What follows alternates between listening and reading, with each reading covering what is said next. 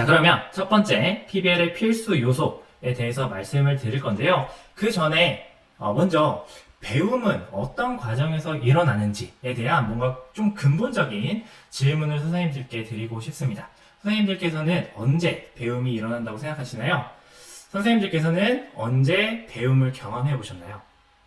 자, 저는 배움의 과정 그리고 배움의 원리를 설명하는 좋은 그림이라고 생각합니다. 자, 이것이요.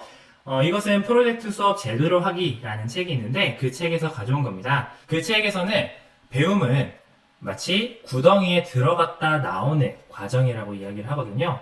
우리가 이전에는 어떤 개념의 뜻을 알고 그것을 기억하는 것만으로 배웠다라고 이야기를 했습니다. 제가 고등학교 때만 해도 이런 배움을 위해서 매일 새벽 2시까지 공부를 하고 새벽 6시에 일어나고 이런 생활들을 했죠.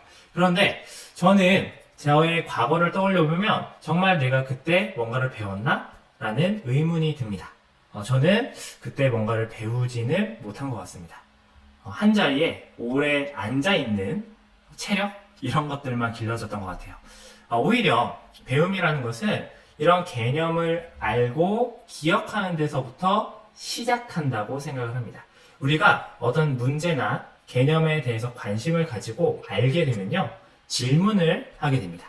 자, 질문을 하게 되면요, 안타깝게도 어두운 구덩이에 빠지게 되죠.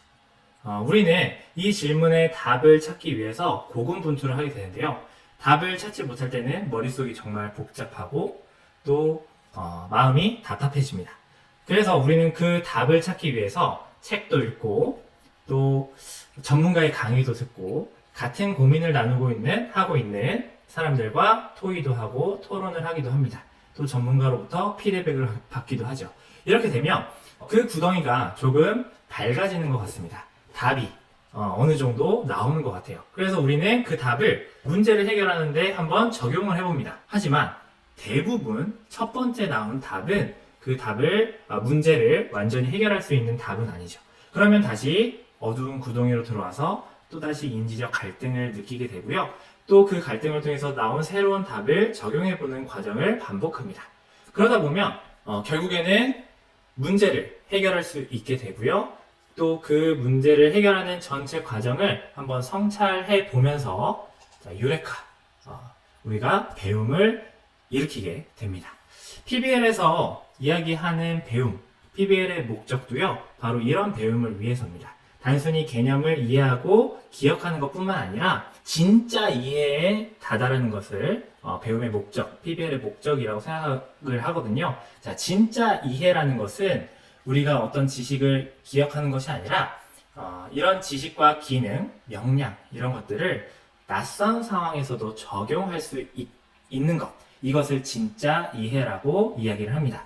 자, 실제로 PBL의 프로젝트 기반 학습의 흐름을 살펴보면요, 먼저 도입 활동이 있는데요. 이 도입 활동에서 학습 목표를 확인하고 또 문제 상황이 뭔지, 또 우리가 해결해야 하는 질문은 뭔지 이런 것들을 확인을 합니다. 이렇게 어떤 문제에 대해서 문제의식을 느끼고 관심을 가지게 되면 이 문제를 해결하기 위해서 지속적인 탐구를 하게 되죠.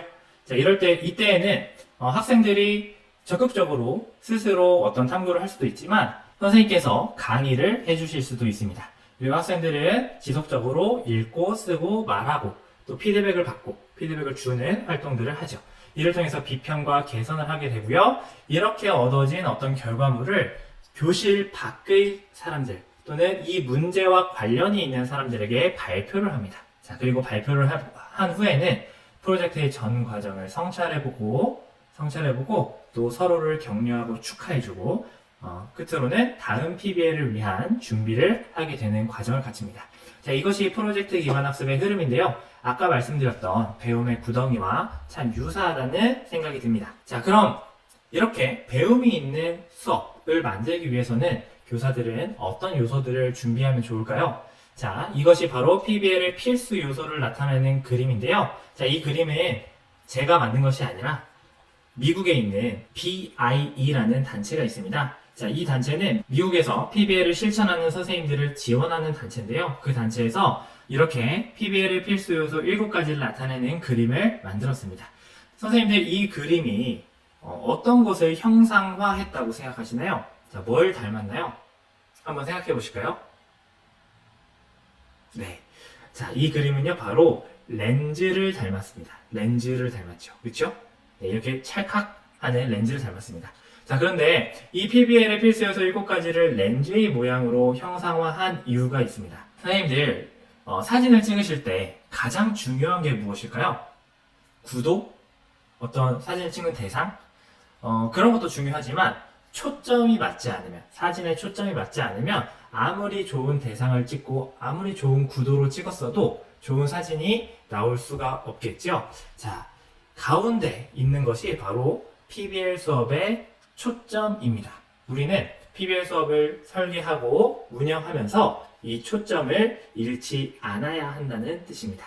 자, 그리고 그 주변에는 좋은 PBL, 좋은 배움을 일으키기 위한 7가지의 요소가 담겨져 있는데요. 자, 이 그림을 하나하나 뜯어서 한번 설명해 드리도록